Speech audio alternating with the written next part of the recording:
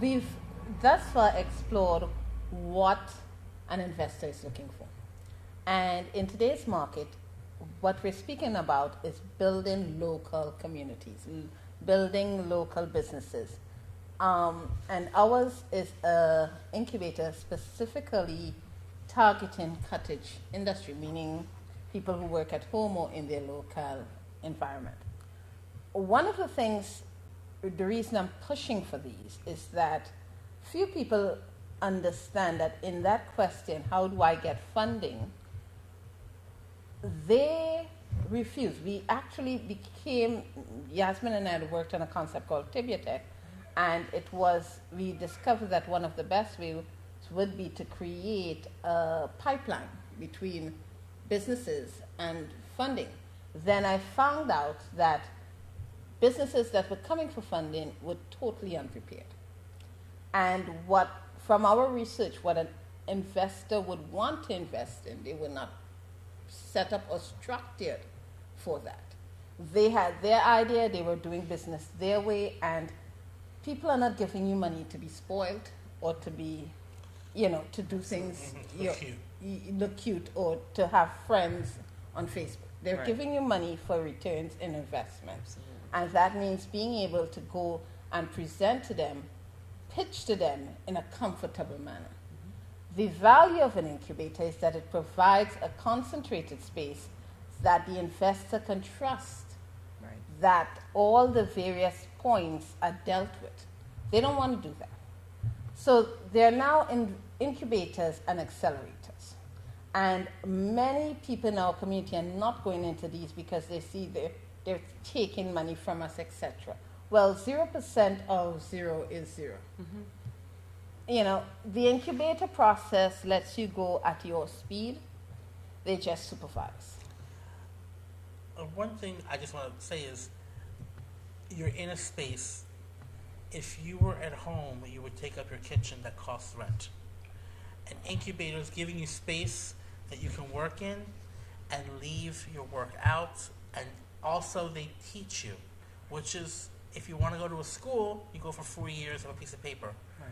But in the incubator is real time, real life. And it's real integration with your consumer, with your target market, where it says, okay, so why didn't you sell this? And what it forces a lot of people to do is to face their truth, because you have mentors who are looking at you and not allowing you to fall. So that concise positioning really does accelerate your growth. Then we have the new concept of an accelerator. And the reason I want to do this now is that accelerator season is coming up. In October, November, you'll see applications out. And if you go to nyuko.com/newsletter, nyukco.com/newsletter, and sign up, we will send you announcements of the various accelerator calls. Now, what an accelerator does, which is important, is that within a 4-month period, they take you from idea to concept and to iteration, and they put you in front of venture capitalists. Within that 3 to 4 months, they provide a solid system of support, mentors. In other words, one of the problems with gaining funding is access to funding. Accelerators and incubators give you access to funding because their client is the venture capitalist who depends on them to do the work they don't want to vet do. To vet that opportunity and to prep the class for that opportunity. Absolutely. So that many of us are not applying because we keep saying, well, what diversity, we need to get more people in there. But last year, Y Combinator, one of the best accelerator programs, they give you after 4 months, I think it's 120,000, and they take 7%. Now, where are you going to get that? Exactly. For a concept or an idea? And the strange thing is they don't ask that you have a product. Even sometimes an idea, you have a team. They're very much about who your team is. And therein lies another issue. businesses are not looking to invest money in solo acts. That's about ego. They're looking for a team. And I always say, in your team, you need the person who understands the particular niche. You need someone who understands finances and business. You need someone who can execute and manage people and advertise. And you need a hustler. Absolutely. You know, and if you have all of those components in a team and you work well together and you can execute and bring your product, etc., you're more likely than not to get funding. One thing we haven't discussed, which I just want to throw in quickly, is the difference between hobby and professional. To me, is am I incorporated? Am I LLC? Am I sole proprietor? A partnership? Even if we're best friends and we start a company, we need paper between us. Absolutely. Yes. Have it black and white, because nobody will give us money if we don't know what we're doing between ourselves. And one of the processes we do is let you vet first your product into what it is your business model is. So everyone knows that in January, which is the downtime for fashion, everyone has to formalize their company, and they have to choose a structure. Now, to get investment, people don't want an LLC. They want an ESCO or SECO. And so we're going to bring in those type of talents to speak about it. And I'm going to try to get someone who runs an accelerator in New York to come in and speak about that program, or at least get us to attend one of those briefing sessions so we understand what is involved. And without knowledge, you do not move forward. Yeah. And if you think that funding is simply you have an idea and somebody's going to hand you money so you get your idea off the ground and you pay your bills, that's not what funding is. I was going to say, let me meet them. You know, it's not. It's someone who's going to, it's a betting game. They're betting on a winner. Absolutely. And you've got to show the winner. Now, what I want you to do, I saw you had some notes. Is there anything else? I think I pretty much covered it. And the biggest part of it, even though I know we were talking about traditional financing and lending and the forms of capital, it's really, seriously, it's the business plan. And that's what I think is so very key. And like I said, we're not looking for a 30-page plan. I mean, you do see business plans like that. When I was in large corporate lending, you saw that, because it's one bank talking to another bank. But when you're writing a plan, it's really just for you. It's your thought. It's what you. It's a guideline. It's a roadmap. Right. It's a roadmap. And it's who you are as expressed in your business, and that's really what it's about, and how you expect to get there. And that's the most important thing. And as you talked about, in terms of what form your business is going to take, is it an LLC? Is it a corporation? That, I'm sure the incubator or the accelerator will help you, because before you get to a VC, you have to have that. Yes. Because if they're going to give you money legally, then that's going to be, what vehicle are they doing it And through? that's all part of your process in the incubator. Because if you don't even know what your product is, Right. know where you're planning to sell it or how you're planning to sell it. And a product isn't an idea. A product is something that sells repeatedly, Absolutely. that someone is willing to pay money for. Absolutely. And until you do that, you don't have a product. You have an idea. You have a portfolio. And product, services, programs, etc., developed after you've seen need. They're built out of need. Absolutely. And out of desire. So if I'm not willing to pay you for something that you have, then no. So here's where we are now. I have an idea. Your food truck. Yes. No, yeah. But we need to get it off the ground. And this is where there's an article I wrote on unofficial, traditional cultural support, non-equity funding and finances within the local sector. And I think that's where we can do a lot as a community to build businesses. So before someone says, find me an investor, you've got to find a product. You've got to have a product that sells 1,000 units a month, some consistency. Nobody's going to invest in you for zero if you haven't even built the product. Absolutely. Okay, so the reason you're not getting that GoFundMe going is that you haven't even built a product. But there are ways to build as you go, to what we call bootstrap.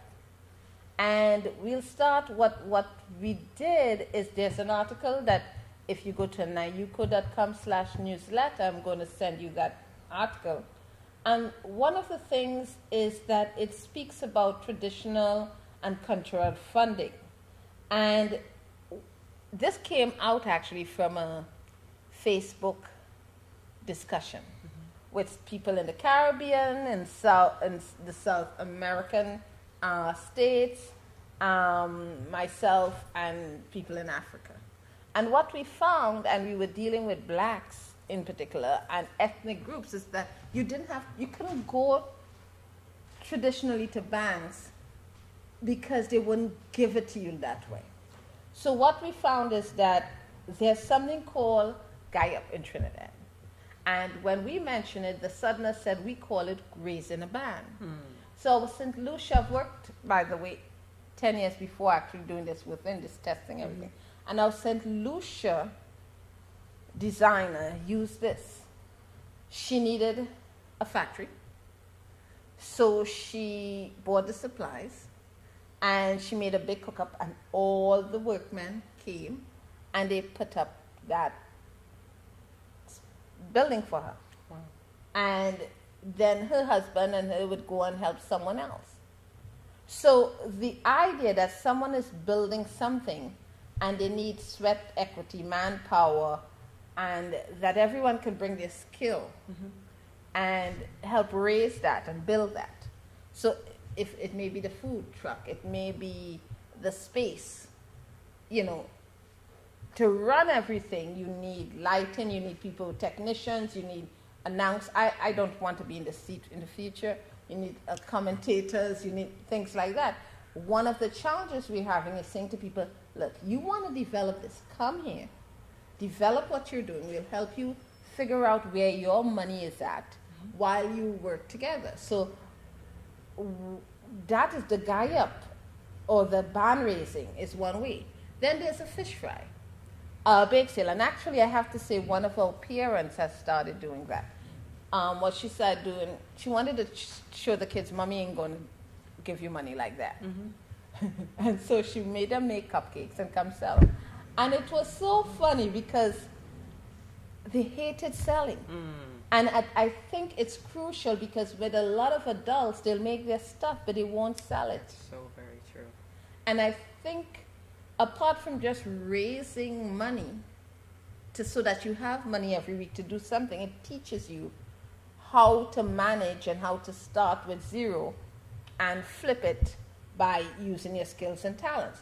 And I mean, there's a whole lot of rent parties. You remember in the 60s, 70s, things were tough. They'd have a rent party. Yes. I mean, we don't do those things. We expect people to hand us money.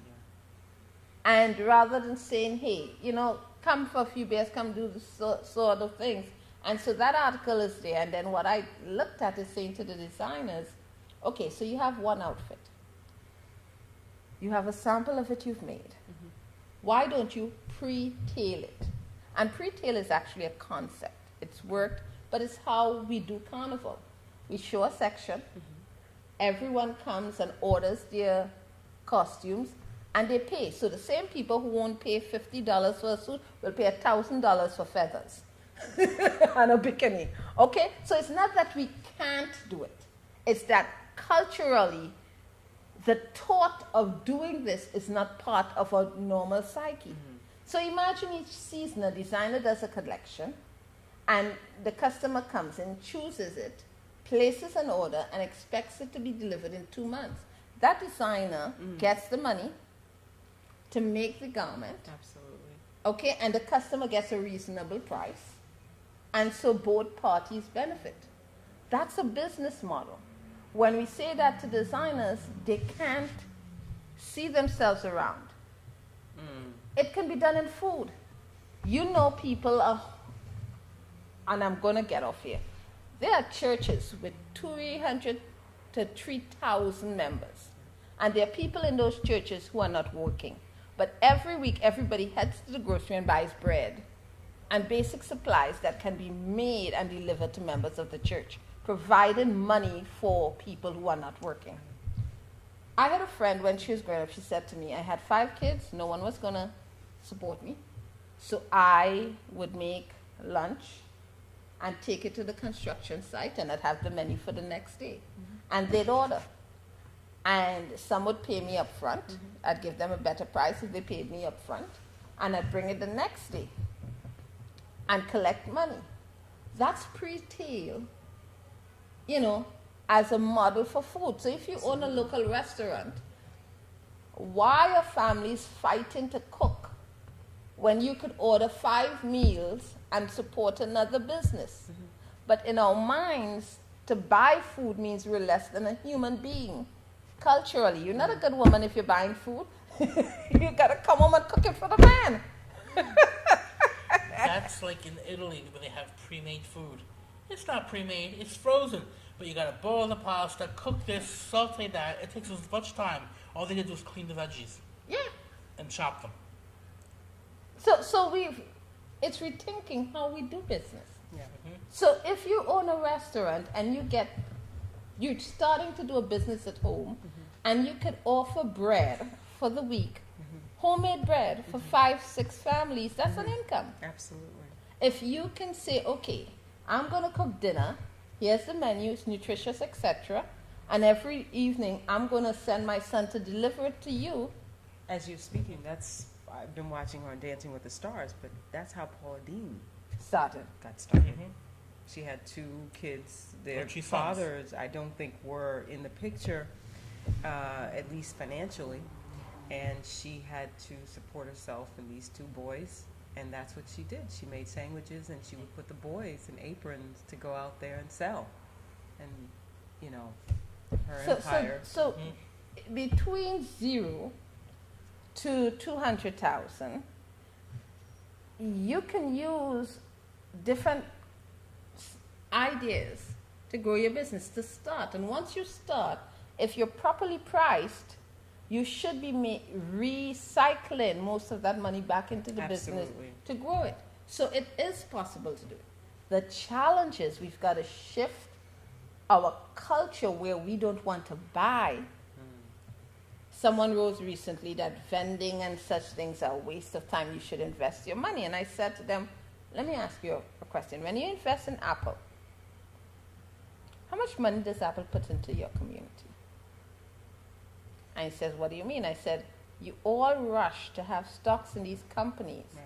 What do you think they're doing with the stock? Well, they're hiring people in Silicon Valley and in China. Apple, most of his assets is out of the country. Yeah, China.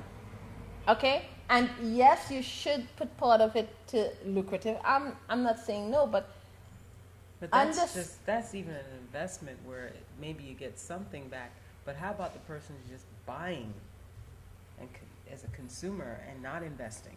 But buying now you get 0. But here's the thing. I used to think on that until I heard a young girl speak. You know how we always say young people, white kids are at all these lounges, etc. Mm-hmm. But how do you think they grow their businesses and their community?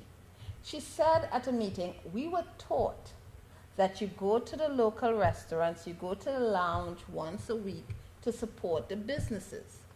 When we are not taught that. We're not taught that you don't go to the Bobbies, but you go to your local dressmaker. Right. Well, with me and my apartment hunting, I'm going to look apartments around, and I notice no restaurants, no bars, no lounges in certain areas, and I'm like, I have to commute to Manhattan to go out to eat.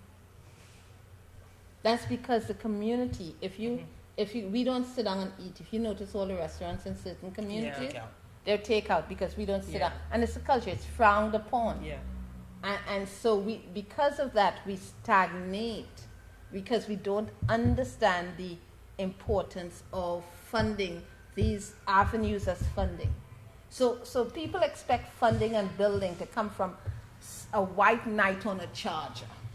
That's the point I'm trying to make. It's that funding doesn't come from Uncle Harry in Timbuktu. It comes from you investing in your community. You taking a cab, you sitting down and going into the local food store because, you know, and making sure they're of your community. Because there are lots of us in our businesses that are not of their community.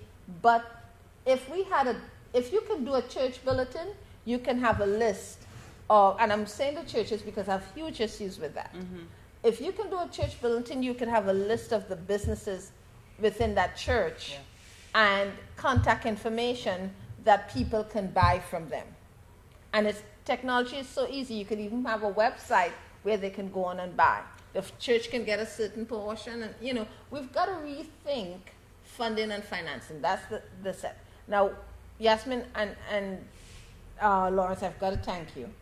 One of the things we're going to do in the future, this was part 8, was an introduction to rethinking it and to the terms. There's a lot more. I mean, there's things like 7-day startup, lean startup, the way you run businesses. And why we did this was a ground swell as such, because Stratosphere Studio has been talking about Bitcoin, and I know nothing about Bitcoin. And those are things we should be educating ourselves on, even if we don't invest in them. You know, we need to know the pros and cons and acts. Well, you know, what's the startup process? What's a Bitcoin? What makes it run? What is, you know, the barter systems? What's the legality? We've got to educate ourselves so we make better choices. And one of the things we want to do is every Wednesday have a tech-related segment dealing with the various things in technology, from haptics to drones to things that we hear but we don't understand. And not just so that we know them, but we know how their application can help us in our businesses. And that's across the board. Video-enabled services, using video, you know, how do we do it? I mean, we're in Stratosphere, which has video capabilities, but many people don't understand they can come here to shoot their segment at an affordable price. Absolutely. One thing you said was choice. You said you choose. Well, if I only know about 2 things, it's either A or B. If I know about 20 things, my choice can be broader, but I can be more nitpicky as to what feels right, what works with you what can customize it yes. to suit you. And there's a lot I know, but there's also a lot I don't know, which is why I segmented this. So we had Alpha 1, Alpha 2. We dealt with product. During Alpha 2, I looked at social commerce and marketing. And during Alpha 3, we're going to put all of that together in a 3-month phase of building products, services, and programs that you can then sell. So then in January, you can say, okay, here's what we have. How do we make money out of this? Not just for ourselves, but each business will be able to do so. Stratosphere, we deal mainly with fashion, but Stratosphere deals with communication. So they will be on Mondays looking at music, on Tuesdays film, and if you're in film and video and mobile, that is the new mobile advert. Video is so huge that anyone in video should not say, I don't have an idea. So there's video. Wednesdays we want to do just how business and tech applies to everyone across. Thursdays they go into their entertainment portion, spoken word and jazz. And on Fridays, live music, live band, etc. How this will shape depends on who comes forward and how we sit down and shape it. From this, we realize, look, we've got to structure, for example, this afternoon into how do you best learn. So maybe we need to start learning to invest using paper money and things like that, because that's another topic. A lot of us don't know how to invest. So some of I'll sit with you and we'll talk about some of those ideas that can help the community and help our kids learn and understand things like banking and writing a check, and they may seem basic, but they're so important. So again, thank you very much. Now, to sum up today, what would you say you've learned? Thank you for choosing me first. No, I've learned I'm that. glad she did. Well, you've kind of refreshed you massaged my brain that it's a two-way street with borrowing and lending and paying back, and it's a wheel that, and actually it's probably true with most companies. Once you go for a loan or for a venture capital, once they're out, you're looking for the next one, either bigger or you've been able to realize I don't want this, I want that. So to customize. Yeah. Amen. And for me, I think it's just what you talked about with the accelerator and the incubator. And I mean, I know broad brush strokes, but because most of my experience has been working with traditional lenders, but just how important I think it is and what a good thing I think it is to have for fledgling businesses just starting out. You know, we always have this saying that it takes a village to raise a child. I think it takes a village to really bring about a strong, good business, if you will, you know, that can sustain itself and help others, because small businesses employ, 60% of the workforce in just the United States. So that's very important. And just seeing what we saw from the last economic recession back in 2008, right before the changing of the guard, you know, in the White House, you know, he took over in a very tumultuous time economically. And I just think that that is when people need to become more entrepreneurial. Everyone doesn't have to be an entrepreneur because there are going to be people who work for that company. But for the people who can, to be able to give them all of the tools that they need to survive and to really thrive, I think is so important, because it would just make us a more self-sustaining nation and economy. And the more self-sustaining you are, the bigger, the more you have a seat at the table in terms of politics, economics, and just how this world works, this world order. You know, you've got to have that economic empowerment. And I just have always felt that entrepreneurship is the way to do that. And, you know, what we discussed here today, a business plan, an incubator, different types of financing, getting your financial life in order is the way for that success. I agree. And strangely enough, what I've learned is that there's a lot of work to be done. Absolutely. Because I've dealt one-on-one, and I know many of us,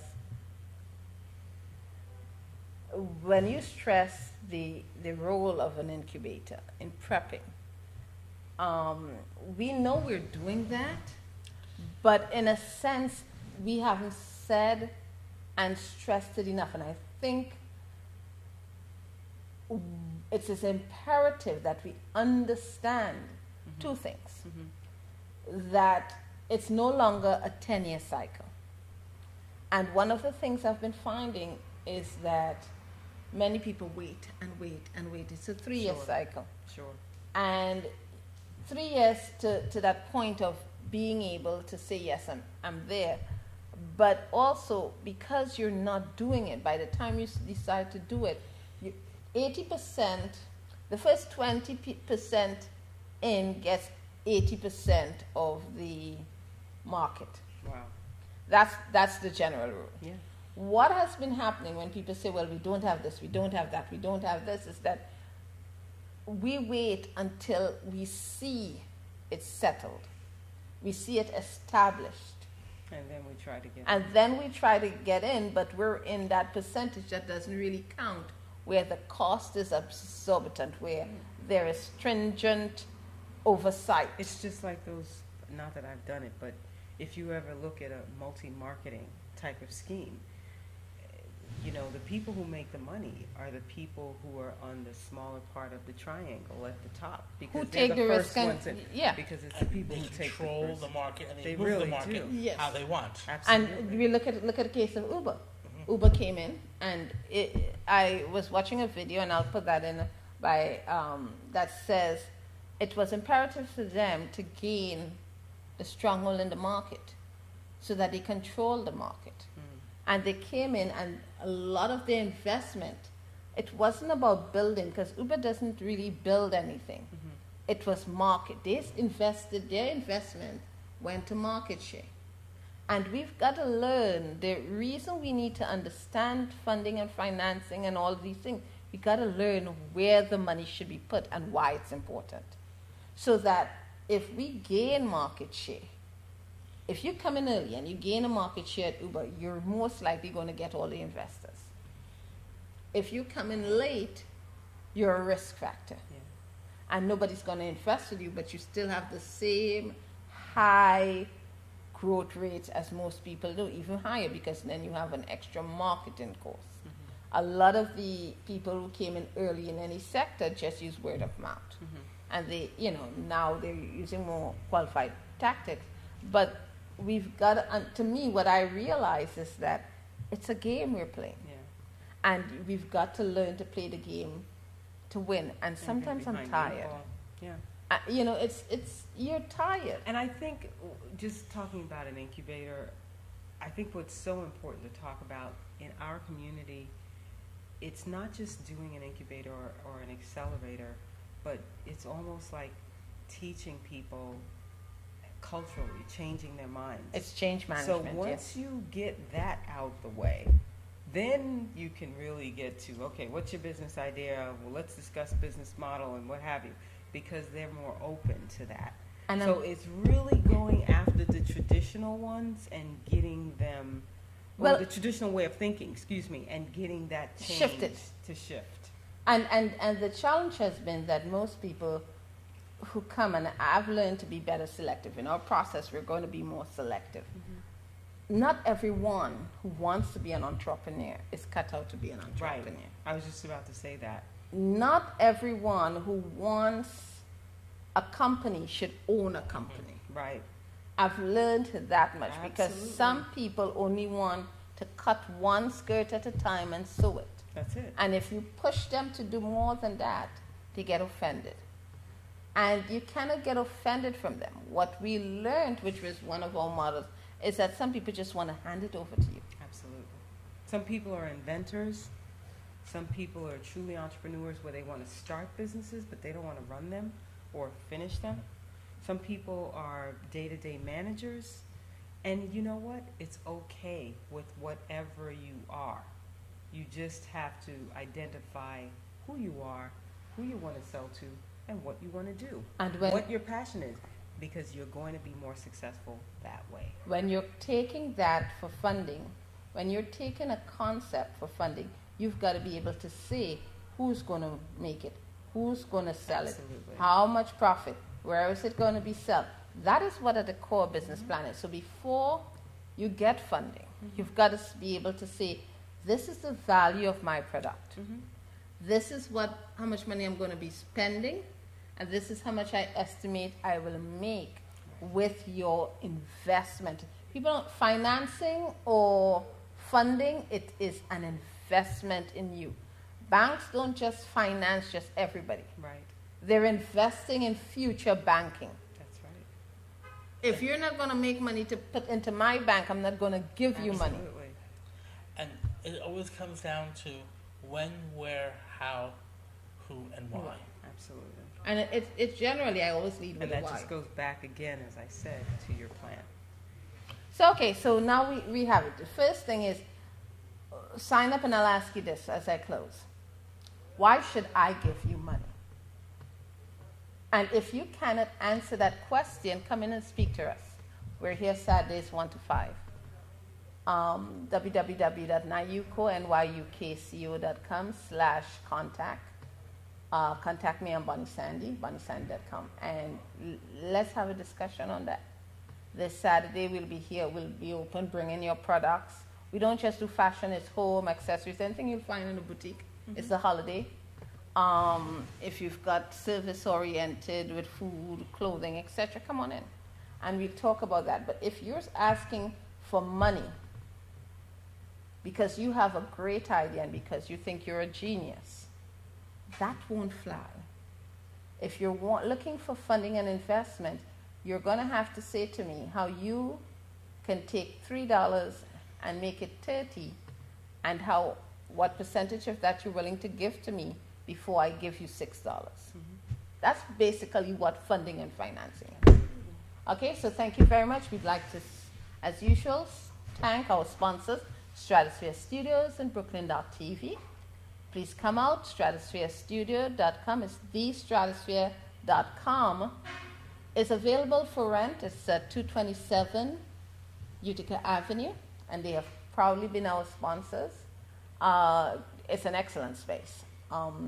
If you're interested in your own programming, go to thestratosphere.com/contact and speak to, actually sign in the contact form, mention what you're interested in, and they will call you, and they're starting bklyn.tv and their programming base. We hope it should be fully in swing by next January, but they're starting to add their programming now. So this is a great time to come in, speak to Ethan Smite, walk into the Stratosphere and talk to him. He's very friendly. Okay, thank you very much. And thank you too very, very, very much. We're going to post this. We're going to ask questions and do a chat online where Yasmin, I'll show her the technology. Yasmin, both Yasmin. Yes. Yes, we'll be able to answer questions based on this. There are a whole lot of other people within our network I'm hoping to get to speak on different forms of financing, etc.